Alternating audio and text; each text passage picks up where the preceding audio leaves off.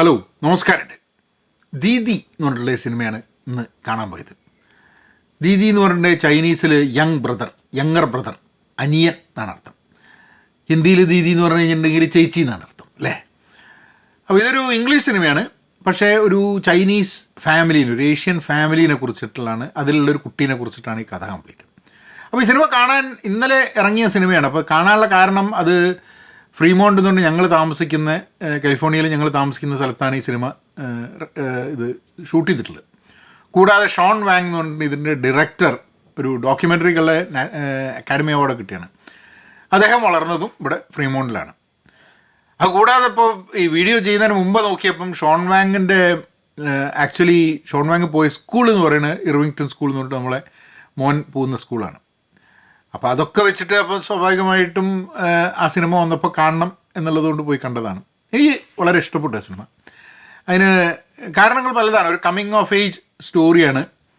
ഒരു Asian family,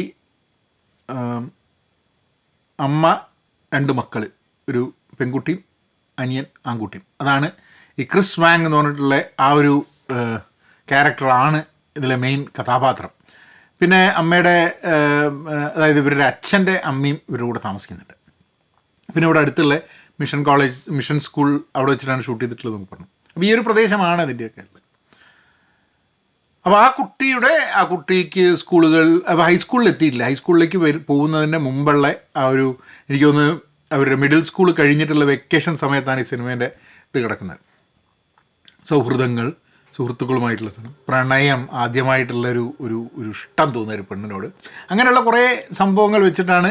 പിന്നെ ബ്രദറും സിസ്റ്ററും തമ്മിലുള്ള ഒരു വളരെ വളരെ എന്താ പറയുക, ഫാമിലിയിലൊക്കെ നടക്കുന്ന ഒരു സാധാരണ ഒരു ഇമിഗ്രൻ്റ് ഫാമിലിയിൽ നടക്കുന്ന ചില സംഭവങ്ങൾ, അമ്മൂമ്മയൊക്കെ ഈ പല്ലി വെച്ചിട്ടുണ്ടോ, അതുണ്ടോ ഇതുണ്ടോ എന്നുണ്ടെങ്കിൽ ഓരോ കാര്യങ്ങൾ ചോദിച്ച് കുട്ടികൾക്കാണെങ്കിൽ ഭയങ്കര വെറുപ്പിക്കലായിട്ട് തോന്നുകയും ചെയ്തൊക്കെ. അപ്പം അങ്ങനെയൊക്കെ വെച്ചിട്ട് ഒരു, കാരണം 2 കൾച്ചറിൻ്റെ ചില പ്രശ്നങ്ങൾ. അപ്പോൾ കൾച്ചറിൻ്റെ അവരുടെ അമ്മയുടെയും അച്ഛൻ്റെ അമ്മേൻ്റെയും അവരുടെ മുകളിലുണ്ടാകുന്ന ഒരു കൺട്രോളും പിന്നെ അമ്മയുമായിട്ടുള്ള കുട്ടികളുടെ ഇൻട്രാക്ഷൻ, ഇതൊക്കെ വെച്ചിട്ട് വെരി വെരി വാം മൂവി. കുറച്ച് സാഡുമായിട്ട് തോന്നിയിടയ്ക്ക്. പക്ഷെ നമ്മളുടെ ഒരു പ്രദേശത്തിനെ നോക്കുന്ന സമയത്ത് അതിലുള്ള നമ്മളൊക്കെ നമ്മളൊരു ഇന്ത്യൻ ഇമിഗ്രൻ്റ് ഫാമിലിയിലും ഉണ്ടാവുന്ന കുറേ സംഭവങ്ങളൊക്കെ നമുക്ക് ആ സിനിമ കണ്ടുകൊണ്ടിരിക്കും. പക്ഷെ അതിൻ്റെ അണ്ടർലൈൻ ചെയ്തിട്ട് എന്തൊക്കെ പ്രശ്നങ്ങളുണ്ടെങ്കിലും അതിൻ്റെ ഉള്ളിൽ ഒരു ഒരു ഒരു ഒരു സ്നേഹം, ഒരു കരുതൽ, അതേപോലെ ആ സിനിമ അങ്ങനെ മുന്നോട്ട് പോകുന്ന സമയത്ത് ഒരു ടീനേജറെ സംബന്ധിച്ചിടത്തോളം ഇന്നത്തെ കാലത്ത് ഉണ്ടാവുന്ന ചില പ്രശ്നങ്ങൾ, ഇത് ആക്ച്വലി നടക്കുന്നത് എനിക്ക് തോന്നുന്നത് it is not happening in the current time.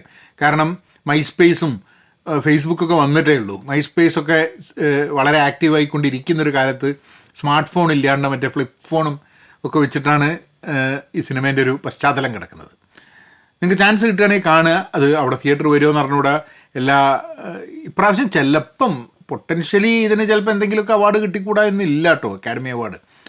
കാരണം ഐ തിങ്ക് വളരെ ഇൻട്രസ്റ്റിംഗ് ആയിട്ടുള്ളൊരു ഒരു കഥയാണ്. And I think you should probably try to watch. ഈ ഫ്രീമോണ്ട് എന്ന് പറഞ്ഞാൽ ഞങ്ങൾ താമസിക്കുന്ന ഏരിയയിൽ ഇതിൻ്റെ ഒരു പ്രത്യേകത വേറൊന്നും കൂടെ ഉള്ളതെന്ന് പറഞ്ഞാൽ നൈൽസ് എന്ന് പറഞ്ഞ സ്ഥലത്താണ് ഞാൻ ജീവിക്കുന്നത്, ഈ ഫ്രീമോണ്ടിൻ്റെ അടുത്ത്. അവിടെയാണ് ചാർലി ചാപ്ലിൻ സിനിമയൊക്കെ എടുത്തിരുന്നത്. അപ്പോൾ ബ്രോങ്കോ ബില്ലി, വെസ്റ്റേൺ സിനിമകളും ഒക്കെ, സൈലൻറ്റ് മൂവി സ്റ്റുഡിയോ ഒക്കെ ഉണ്ട് ഞങ്ങളെ വീട്ടിൻ്റെ കുറച്ചടുത്ത്. ഒരു പഴയ ഹോളിവുഡ് എന്നൊക്കെയാണ് ആൾക്കാർ പറയുക. അപ്പം ചാർലി ചാപ്ലിൻ ട്രാമ്പും അങ്ങനെ 10-15 സിനിമ ഷോർട്ട് ഫിലിംസ് കുറേ എണ്ണം. ട്രാമ്പ് ഒരു ഫുൾ ലെങ്ത് ഫീച്ചർ ഫിലിം ആയിരുന്നില്ലേ.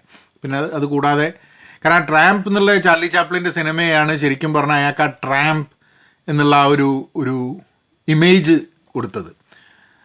അപ്പം അങ്ങനെയുള്ള ഒരു സ്ഥലം കൂടിയാണ്. അപ്പം ഐ തിങ്ക് ലാസ്റ്റ് ഇയർ അല്ലെങ്കിൽ അതിന് മുമ്പത്തെ വർഷം ഒരു ഇറാനിയൻ ഡയറക്ടർ, അദ്ദേഹത്തിൻ്റെ പേരെനിക്ക് ഓർമ്മയില്ല, അദ്ദേഹം ഫ്രീമോണ്ട് എന്ന് പറഞ്ഞിട്ടൊരു സിനിമ എടുത്തിട്ടുണ്ടായിരുന്നു. എനിക്ക് തോന്നുന്ന ഒരു അഫ്ഗാനി ഇമിഗ്രൻ്റ് ഒരു കുട്ടിയെ പറ്റിയിട്ടുള്ളൊരു കഥയാണ്. ആ കുട്ടി ഇവിടെ ജോലി എടുക്കുന്നതും ആ കുട്ടി ഇവിടുത്തെ കൾച്ചറുമായിട്ടും ഇവിടുത്തെ സമൂഹവുമായിട്ടും അസിമുലേറ്റ് ചെയ്തിട്ട് ഇതിൻ്റെ ഭാഗമായി മാറുന്നതിൽ ഉണ്ടാവുന്ന ചാലഞ്ചസും കാര്യങ്ങളും വെച്ചിട്ട് ഫ്രീമോണ്ട് എന്ന് പറഞ്ഞ സിനിമ. അപ്പോൾ എനിവേ ദീദി നിങ്ങൾക്ക് എപ്പോഴെങ്കിലും അങ്ങനത്തെ ഒരു സിനിമ നിങ്ങളുടെ മുമ്പിൽ വരികയാണെങ്കിൽ ഇതെന്താ അത് എന്ന് ചോദിക്കേണ്ട ആവശ്യമില്ല, ഇതിൻ്റെ ഓർമ്മ ഉണ്ടെങ്കിൽ എടുത്ത് കാണുക. അപ്പോൾ ചാനൽ സബ്സ്ക്രൈബ് ചെയ്തിട്ടില്ലെങ്കിൽ സബ്സ്ക്രൈബ് ചെയ്യാം. ഇനി വേറൊരു സിനിമ കാണുമ്പോൾ അതിനെക്കുറിച്ചും പറഞ്ഞ് അങ്ങോട്ട് വരാം. നമ്പനങ്ങനെയൊക്കെ.